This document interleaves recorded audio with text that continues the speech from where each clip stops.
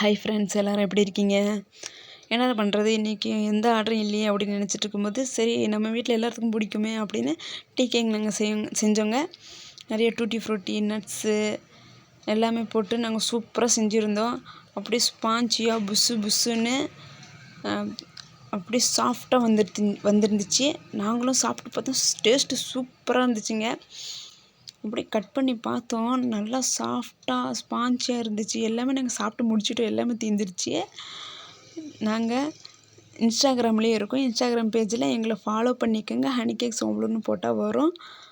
இந்த மாதிரி கேக்கு ப்ரௌனி உங்களுக்கு வேணும்னா எங்கள் நம்பரை ஸ்க்ரீனில் தெரியிற நம்பர் கான்டாக்ட் பண்ணி ஆர்டர் ப்ளேஸ் பண்ணிக்கோங்க.